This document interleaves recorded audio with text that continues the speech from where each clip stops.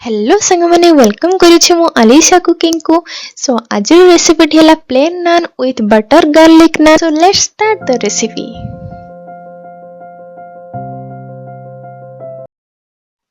सो चलतु आम देखा तापाई कौन कौन सब इंग्रेडिएंट दरकार।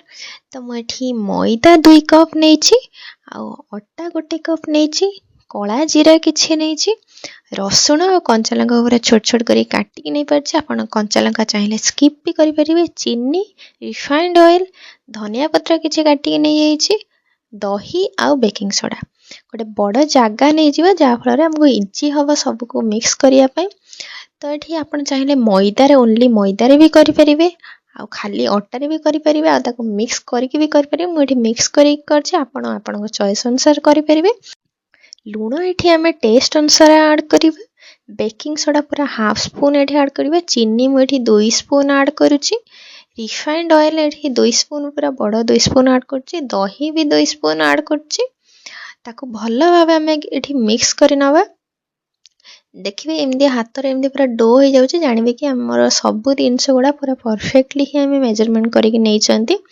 ताको आमे पानी देके हल्का हल्का ताको डो करिवा, ना पूरा सॉफ्ट करिवा ना बेसी हार्ड करिवा। ताको एमती भलसे डो करिकी ताको पूरा आधा घंटे बा 45 मिनट ताको छाड़ दो। आपन जति टाइम अछि नले मिनिमम 15 मिनट ही छाड़िबे। छाड़ले ही सेटा फुलिबा। जेते भलसे फुली जालीदार पूरा जमे देखा तो जानबे कि हमर पूरा परफेक्टली सब हेइची।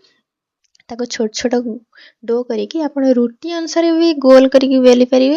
नले जमिति मार्केट रे हम खांती नान रो शेप जोटा अंडा शेप गोटे आसे जोटा सेमिति भी करि परिवे। मुठी नान शेप रे दवा पे ट्राई करिछि। किछि कला जीरा ऊपर दे दबा, तार भल फ्लेवर ही आसीबो। आउ एठी कंचा लंका आउ जो रसुण काटिकी नैथिली ताको भी एठी पूरा दे देइछि। ताको जमा बाटिबेनी, छोट छोट एमती खंड खंड करिकी देबे। आउ किछि धनिया पत्र एठी मु ऐड करछि। एइटा हला हमरो गार्लिक नान टा पई हमें कले। और एबे हमें जोटा करिवा एटा पूरा प्लेन नान टा पई करिवा। तो सेमती कला जीरा दे दबा। आउ एठी हमरो धनिया पत्र ऐड करि परिबा। एठी चाहिले कंचा लंका भी देई परिबे, किंतु मु एठी देइनी। कंचा लंका हो नले चिली फ्लेक्स हो ताको देबे, तार बहुत बढ़िया फ्लेवर भी आसीबो।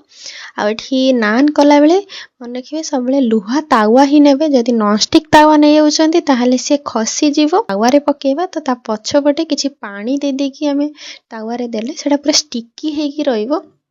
तो ताको पूरा लो फ्लेम रे हल्का हल्का हमें पूरा करिवा। देखिए हमर जेतला बैक साइड टा पूरा भलसे हमर सिजी गलानी। तो ताको उठेकी ताको आउ टिके डायरेक्ट हमें निया रे टिके सेकी देले सेटा पूरा परफेक्टली हमर भितरु भी भलसे पूरा सिजी जीवो। तो सेटा हमें प्लेन नान टा करथिले, तो एटा हमर गार्लिक नान टा हमें सेमती वे रे ही करिवा।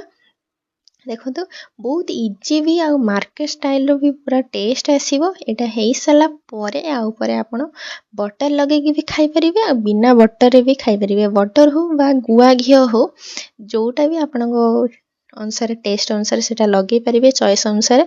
तो थरे ट्राई करंतु आ केमती कोन लागला मते निश्चिंत कमेंट रे जणेबे। तो रहिली, थैंक यू, जय जगन्नाथ।